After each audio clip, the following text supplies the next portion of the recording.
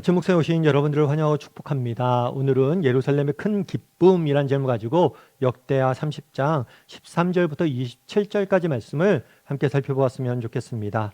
먼저 13절부터 16절까지를 함께 보면 좋을 것 같은데요. 먼저 이렇게 시작하고 있죠. 둘째 달에 백성이 무교절을 지키려 하여 예루살렘에 많이 모이니 라고 되어 있습니다. 오늘은 히스기야 왕의 통치 기간 때 있었던 일이에요. 히스기야가 왕이 된 다음에 제일 먼저 했던 게 뭐냐면 예배 회복이에요. 그래서 성전에 있는 모든 우상들을 다 제거하고 하나님 앞에 나아가 예배합니다. 예배를 회복시킨 다음에 그 다음에 한 일은 뭐냐면 절기의 회복이에요. 특별히 온 이스라엘과 유대 사람들에게 이야기하죠. 우리가 함께 모여서 유월절을 지키자라고 이야기를 합니다. 예루살렘 모여서 유월절을 지키자라고 제안을 하게 돼요. 그리고 실제로 예루살렘 모여서 이제 유월절을 지킵니다. 그런데 오늘 본문에 보면 이렇게 되어 있어요. 둘째 달에 백성이 무교절을 지키려 하여라고 되어 있어요. 그럼 무교절은 또 뭐예요? 이렇게 물을 수 있는데 유월절은 이스라엘의 애굽에서 장자의 죽음을 면하고 출애굽한 날을 의미해요. 그러면 무교절은 뭐냐면 유월절이 지난 다음에 7일 동안 무교절을 지킵니다. 이스라엘이 애굽에서 나올 때 하나님께서 명령을 내요. 뭘 명령을 내냐면 너희가 빠져나올 때 천천히 나오지 말고 급하게 애굽을 떠나라 라고 이야기를 합니다. 급하게 애굽을 떠나야 되기 때문에 우리가 먹을 게 필요하잖아요. 그럼 빵을 구워야 되는데 빵을 구울 시간이 없잖아요. 그러니까 누룩이 들어가지 않은 빵을 만들어서 빠르게 먹고 급하게 애굽을 떠나라 라고 이야기를 합니다. 그래서 이 애굽에서 장자의 죽음을 면한 사건, 그리고 애굽에서 출애굽을 한 급하게 빠져나온 이 사건을 기념하기 위해서 유월절 다음에 무교절을 지키는 거예요. 그래서 무교병을 먹으면서 지키는 거죠. 그래서 우리도 성찬식 할 때 빵을 먹잖아요. 빵을 먹는데 저희 교회 같은 경우에는 이 무교빵을, 그러니까 누룩이 들어가지 않은 빵을 가져다가 먹는 거예요. 그래서 이 무교절을 지키라라고 이야기를 합니다. 그런데 어떻게 되냐면 둘째 달에 지켰다고 그래요. 원래 유월절과 무교절은 첫째 달, 유대력으로, 유대의 달력으로 1월 달에 지켜야 돼요. 그런데 2월 달에 유월절과 무교절을 지켰어요. 그럼 목사님, 이거 율법을 어긴 거 아닙니까? 그런데 그렇지가 않아요. 율법에 보면 원래 1월 달에 지켜야 되는데 여행이나 특별한 사유가 있으면 2월, 한 달 지난 다음에 지켜도 된다라고 되어 있어요. 그래서 2월 달에 지킨 거예요. 그래서 무교절을 지키라 했더니만 어떻게 했다고 그랬어요? 예루살렘에 많은 사람들이 모였다라고 이야기를 합니다. 그래서 히스기야가 제안을 하죠. 우리가 함께 예루살렘 모여서 6월절 지키자라고 이야기해요. 그랬더니 많은 사람들이 모여서 무교절을 지키려고, 6월절을 지키려고 했어요. 그런데 사람들이 모여서 제일 먼저 한 일이 있어요. 그건 뭐냐면 매우 큰 모임이라 무리가 일어나 예루살렘에 있는 제단과 향단을 모두 제거하여 기드론 시내에 버리고라고 되어 있어요.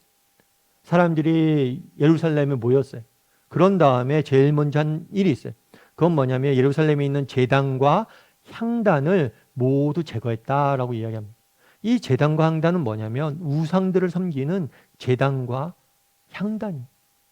그러니까 남유다에도 우상 숭배가 도시 곳곳에, 삶 곳곳에 가득 차 있었던 거예요. 단순히 성전에만 우상이 있었던 게 아니라 집집마다 곳곳마다 각종 우상이 넘쳐났던 거예요. 그런데 백성들이 모여서 유월절을 지키려고 했을 때 제일 먼저 한 일이 뭐냐?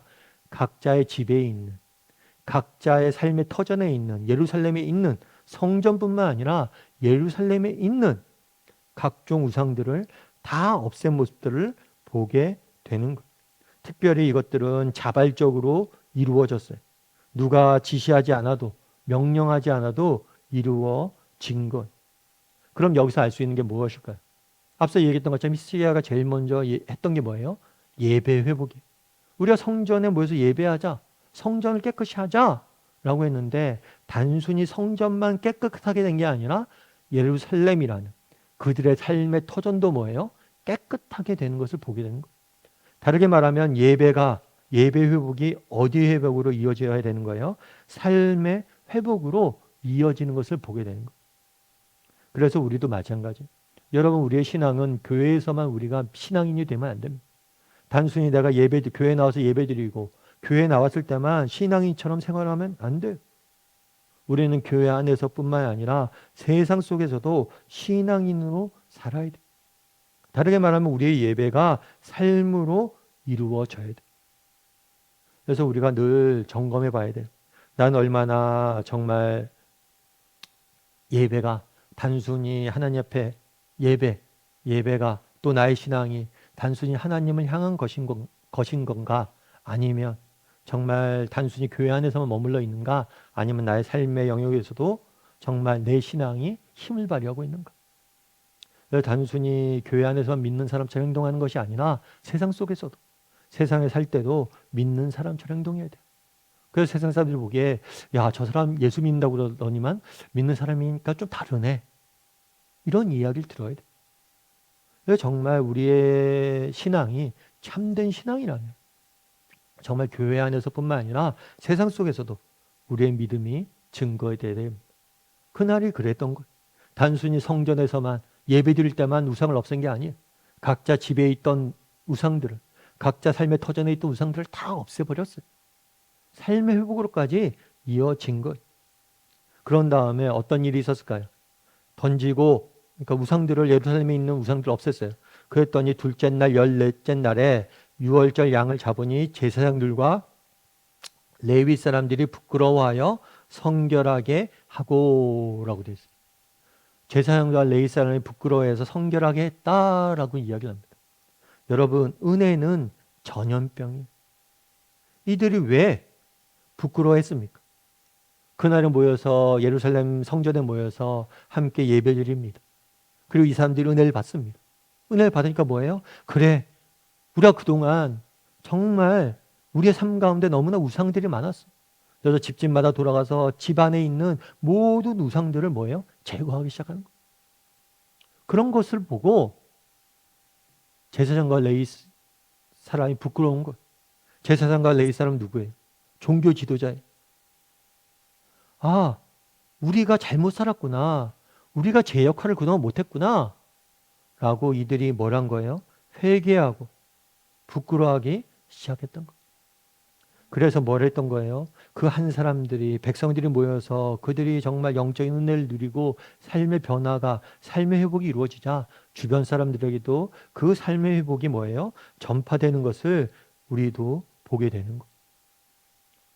여러분, 우리가 정말 그날에 정말 예루살렘 교회가 이제 히스기야가 왕이 된다면 뭘 했습니까? 예배 회복을 했어요. 그러니까 예배 회복이 끝난 게 아니라 삶의 회복으로 이루어졌습니다.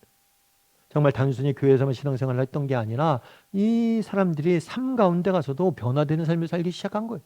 그러자 이 변화된 삶으로 인해서 다른 사람들이, 심지어 종교 지도자들까지 영향을 받았다라고 이야기해요. 그만큼 우리가 하나님 앞에서 바로 사는 게 중요한. 왜냐하면 우리의 삶의 모습을 통해서 정말 다른 사람들이 도전을 받고 그들을 변화시킬 수 있기 때문에. 여러분, 우리도 정말 그날에 예루살렘에 모였던 사람들처럼 되었으면 좋겠어요. 정말 우리가 예수님을 믿잖아요. 단순히 예수님을 교회 안에서 믿지 않고 내가 삶 가운데, 세상 가운데서도 믿는 사람답게 다르게 살려고 노력을 했으면 좋겠어요. 그랬을 때 우리의 이런 노력들을 통해서 뭘 하는 거예요? 다른 사람들이 영향력을 받고 세상이 조금씩 변해가는 거. 그래서 우리가 먼저 예배 은혜를 받아야 됩니다. 그런 다음에 세상 속에서도 정말 힘들죠. 어렵죠. 그럼에도 불구하고 세상 속에서 믿는 자로서 내가 조금이라도 구별되고 다르게 살려고 노력을 해야 돼. 그랬을 때 우리의 이런 노력을 통해서 뭘 하는 거예요? 세상이 변화되어지고 세상이 달라지는 거. 그러기 위해서 우리가 노력할 수 있어야 돼. 그날이 그랬어요. 사람들이 예배를 드리고 예배가 회복되어지고 그들의 삶이 회복되어지니까 나태했던 종교 지도자들마저도 도전을 받았던 거. 여러분, 애플을 창업한 스티브 잡스라는 분은 아마 아실 거예요. 스티브 잡스 같은 경우는 애플을 창업한 창업자로서 정말 애플 같은 경우는 컴퓨터 디자인에 혁신을 가져왔던 그런 기업이죠. 특히 잡스는 이 디자인과 또 기술력에 관해서는 혁신의 아이콘이라고 불렸던 사람이잖아요. 특별히 그가 컴퓨터를 디자인할 때는 겉으로 보이는 모습뿐만 아니라 내부까지, 내부의 회로와 디자인까지 깔끔하게 하려고 디자인의 완벽함을 추구하려고 노력을 했대. 사실 처음에는 사람들이 이해가 하지 못했대. 아니 컴퓨터 내부 누가 본다고 그렇게 완벽하게 아름답게 만들려고 하냐. 누가 보지 않아도 내가 본다. 그래서 완벽함을 추구했던 거예요. 그래 결국에 이러한 완벽함을 추구한 결과 세계적인 기업이 된 거죠. 그런데 나중에 물었어요. 아니 근데 어떤 계기로 왜 이렇게 완벽함을 추구했습니까? 라고 이야기했더니 그분이 뭐라고 했냐면 자기의 아버지 때문이었대. 원래 스티브 잡스 같은 경우에는 어려서 친어머니가 잡스를 어린 나이에 입양 보내길 원했어요. 그래서 잡스가 누구에게 입양이 됐냐면 폴 잡스라는 사람에게 입양이 됐어요. 그런데 폴 잡스 같은 경우에는 그렇게 뭐 대단한 사람이 아니에요. 고등학교 중퇴하고 자동차 정비소에서 일하는 메카닉 직원이었어요. 그래서 처음에 잡스를 입양하려고 했지만 여기서 조금 거절했어요. 아니 그래도 대학을 나온 부모 밑에 보냈으면 좋겠다고. 그런데 폴 잡스가 내가 비록 대학을 못 나왔지만 우리 아이 내가 입양하면 반드시 대학교 보내겠다는 서약까지 하고 입양을 했던 거예요. 사실 그만큼 사회적으로 뭐 인정받는 사람이 아니었어요. 그런데 아버지에게 내가 모든 걸 배웠다라고 이야기해요. 왜 그럴까요? 아버지가 자동차 정비공으로 있었잖아요. 그런데 아버지가 정비공으로 있으면서 늘 가르칠 게 뭐냐면 이런 정말 뭘 하나 고쳐도 완벽해야 된다. 그래서 늘 했던 얘기가 그거예요. 정말 훌륭한 목수는 서랍장의 뒷면을 본다. 서랍장의 뒷면은 보통 아무도 안 보잖아요. 근데 진정한 목수는 거기를 볼 줄 아는 게 진정한 목수라고. 그래서 서랍장 뒷면까지 좋은 나무를 써야 된다는 그런 장인 정신에 대해서 배웠고 그것이 나를 있게 했다라고 이야기합니다. 그리고 어떻게 애플이 탄생을 했느냐. 그 아버지 정말 성실히 살려고 정말 열심히 사는 모습 하나가 결국에 영향을 미쳐서 그렇게 된 거죠. 여러분 우리도 마찬가지예요. 정말 우리가 세상 속에 나가서 살 때 그런 거잖아요. 아 내가 바르게 산들, 내가 열심히 산들, 내가 믿음을 지키고 산들 이게 무슨 소용이 있나? 아니에요. 정말 우리가 살았던 모습은 우리 자녀들에게 영향력을 미치고 우리 주변 사람들에게 영향력을 미치고 그렇게 해서 세상을 바꿔나가는 거. 그날의 히스기야가 그랬어요. 예배를 회복하고 유월절 절기를 지키자. 아 이게 뭐 한다고 뭐가 달라지겠어? 아니요. 절기 지키자 사람들이 은혜를 받았습니다. 은혜를 받자 각자 집에 돌아가서 다르게 살기 시작했어요. 그러자 종교 지도자들까지 부끄러워하며 변화되었다는 이야기를 전합니다. 우리도 마찬가지예요. 여러분 먼저 우리가 이렇게 아침 묵상을 통해서 하나님 앞에 나와서 예배드리는 시간들을 통해서 우리가 먼저 은혜 받았으면 좋겠습니다. 그리고 이 은혜의 근거에서 세상 속에서 다르게 살고자 노력했으면 좋겠어요. 그랬을 때 우리를 통해서 이 세상이 변화되어지고 보다 아름답게 세워질 줄 믿습니다. 이런 믿음을 가지고 살아가는 저나 여러분 되기를 주님의 이름으로 소원합니다. 우리 함께 기도했으면 좋겠습니다. 기도하실 때 오늘 말씀 기억하면서 기도했으면 좋겠습니다. 그날에 정말 히스기야가 정말 예배를 회복하고 유월절 절기를 지키자 이야기합니다. 많은 사람들이 유월절에 나와 절기를 지킵니다. 그러다가 그들이 은혜를 받았어요. 그들이 받은 은혜를 단순히 성전에 머물러 있지 않았고 그들의 삶의 현장으로 이어집니다. 그래서 삶 속에서 변화된 삶을 살기 시작해요.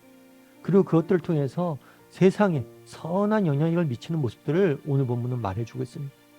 우리도 마찬가지. 정말 우리의 믿음이 삶의 영역까지 이어지게 해달라고 기도했으면 좋겠습니다. 세상 속에서 힘들지만 믿는 자로서 다르게 살아가게 해달라고 기도했으면 좋겠습니다.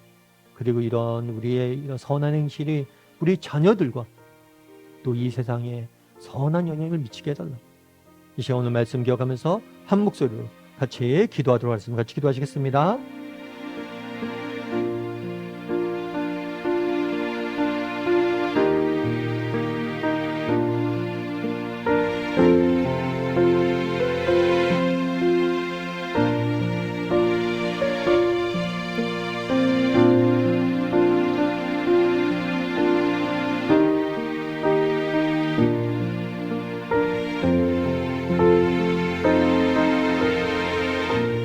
사랑의 하나님, 그날에 히스기야가 정말 예배를 회복하고 절기를 회복했습니다.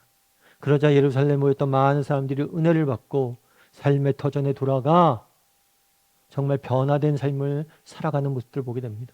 우리의 믿음도 교회 안에서만 믿음이 되지 않게 도와주시고 세상 속에서 정말 우리가 받은 은혜로 믿음으로 다르게 살아가게 도와주시옵소서. 정말 세상 속에서 이렇게 살아가는 것이 쉽지가 않습니다. 이렇게 사는 것이 무슨 의미가 있나, 무슨 가치가 있나 의문이 들 때가 있습니다. 그럼에도 불구하고 우리의 선한 믿음이 정말 세상 속에 드러날 때 그 작은 행위를 통해서 하나님께서 하나님 나라를 확장시켜 나가고 세상을 변화시켜 나갈 줄 믿습니다. 그런 믿음을 가지고 하루하루 믿는 자로서 살아갈 수 아는 우리 모두가 될 수 있도록 주여 붙잡아 주시옵소서. 오늘 하루도 은혜 가운데 정말 세상 속에서 구별된 삶을 살아갈 소망하오며 모든 말씀 예수님의 이름으로 기도드립니다. 아멘.